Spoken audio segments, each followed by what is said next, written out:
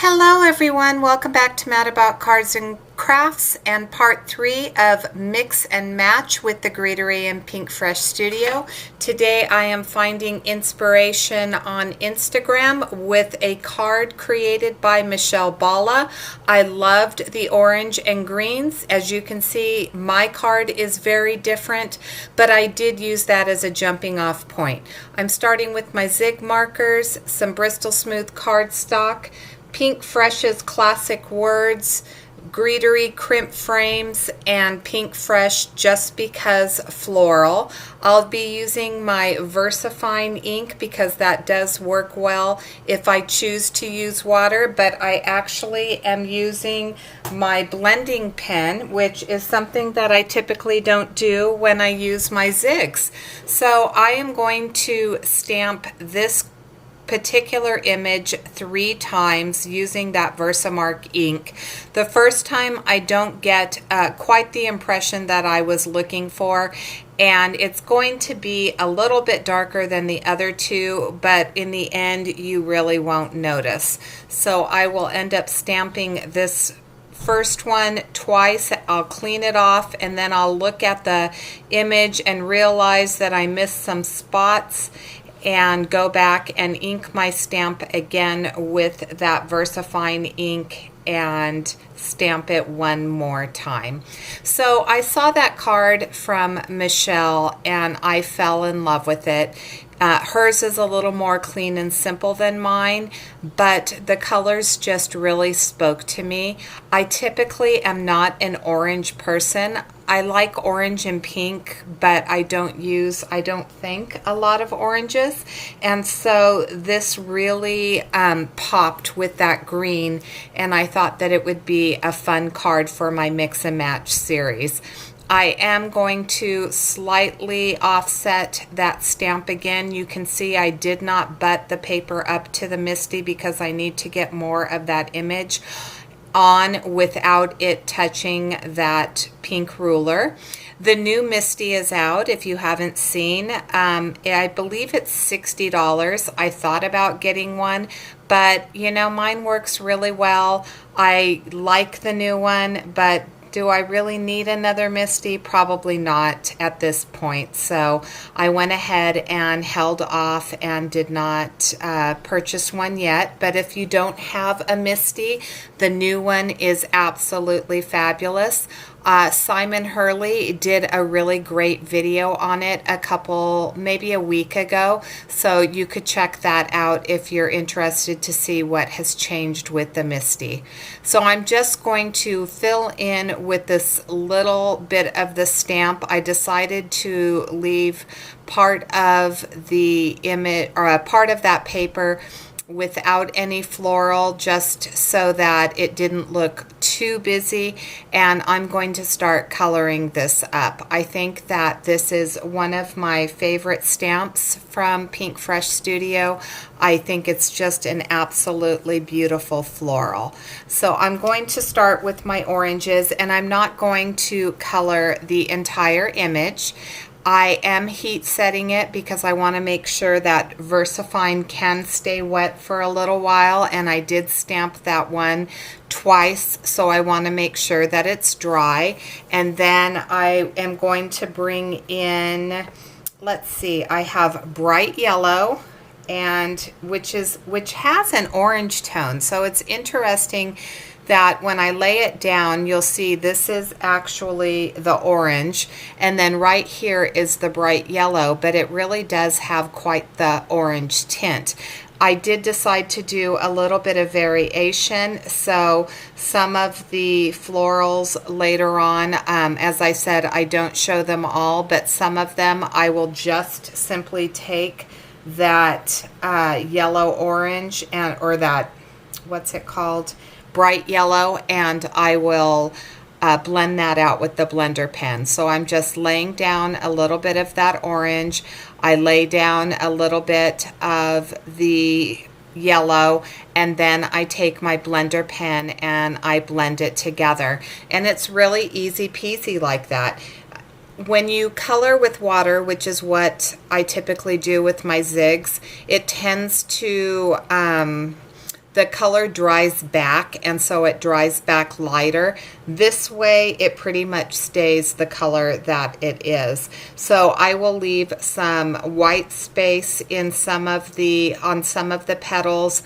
I will color in some of the petals all the way, just so that I have a variation, because as I said, flowers are not the same color. They have a little bit of difference in the intensity of the colors.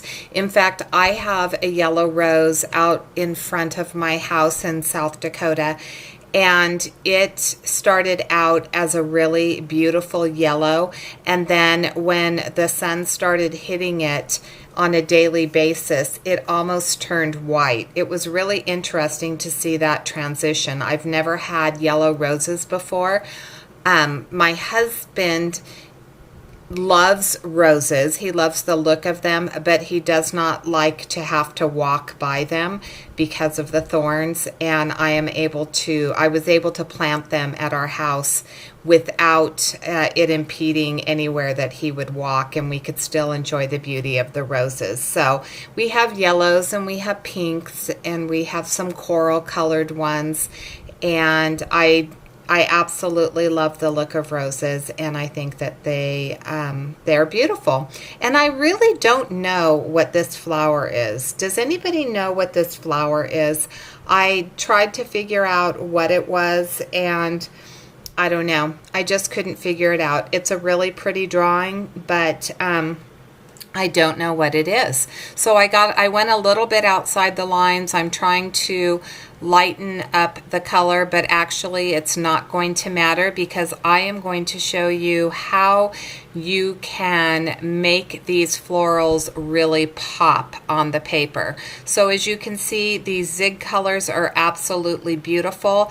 The petal to the right has that white space in there, and that's what I was talking about. So if you look at the one to the, or not to the right, I'm sorry, to the left. If you look at the flower to the left and then the one that's in the upper right, you can see the variation in the color. And so I am just going to repeat this all the way through, and I will come in shortly with some of the greens and show you how I actually colored the leaves. I used a deep green as my darkest color, and I also used a light green. So I mixed those two colors on the leaves that have the stripes on them, and then on the solid leaf I used just that light green. Here I'm just coloring the top of my lid. I don't know why I left that in. Here we go. So I will start with that darker green, and I will have all of the products listed in the description box below, and I will also have affiliate links. So if you don't know what affiliate links are, they are a way for crafters to receive a little bit of commission on the sales of the product. So if you were to do a Google search and look for Pink Fresh Studio and purchase items from Pink Fresh Studio, Google would get the commission for that. Instead, if you use my affiliate link, I will actually get a little bit of commission for that sale. So anytime that you click my links and buy products, I greatly appreciate it, because it does help me to purchase more products to share in my videos. So here I'm going in and I'm laying down that dark color. I add a little bit of the light green, and then I blend it out with that blender brush. The blender brush, as I said, it's not something that I typically use, but I absolutely loved it for this project, and I thought that it did a fairly good job of pulling out the color. There were a few spots where I wasn't getting the color to move, and I think that that might be because I'm not, like, I don't take a lot of time when I'm coloring with my zigs, and so I color several spots at once, and it may have dried because I'm in a dry area. Now this is how you're going to make your flowers pop. So I am taking a gray marker, which is pale dawn gray. It's kind of a green gray, and I am going around the edges of all of my images, so the leaves and the flowers, and then I'm taking that blender pen and I'm blending it out, and you will see that all of a sudden this image is really going to come to life. And I will not show all of it just for time's sake. As you could see, this was already a longer video, and I wanted to make sure that I got each of the steps in without skipping anything. So I wanted to share how I used this gray to really make these florals pop even more, and then I come in with my blender pen and I just blend it out. I don't add any other color to the background. I keep it fairly simple. I will come in next with my Greetery Nordic frame, and I am going to take the largest frame, which is approximately 4 by 5 1/4, and I am going to cut that image out so it will have that nice little, or not Nordic frame, I'm sorry, I misspoke, the crimped frame, and it's going to have those little lines all around it, which I think are absolutely beautiful. Betsy's getting ready to have a new release. She's been showing some sneak peeks. She has some beautiful peaches and summery items. I'm super excited for the new release. I absolutely adore Pink Fresh Studio and the Greetery.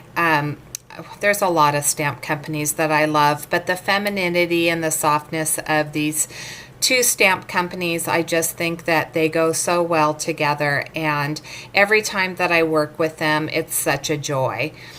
So I'm just finishing this up, and then I will, I had to straighten my frames.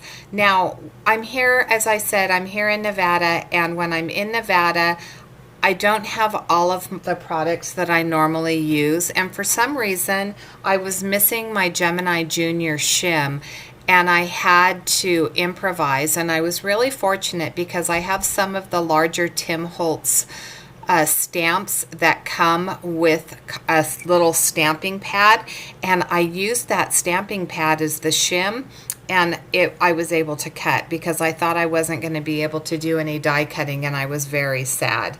This is the Painterly Stripes from the Greetery. Isn't that cool? It just has just that slight hand painted look. I lined it up. I knew exactly where I had it, and then I am just turning it around the other way, and it will give me a closer stripe in the other direction. So you see now I have two stripes. You could have done it, I could have done it a different color, but I really liked that green. I thought that it complemented the leaves really nicely. That is going to be 4 1/4 by 5 1/2.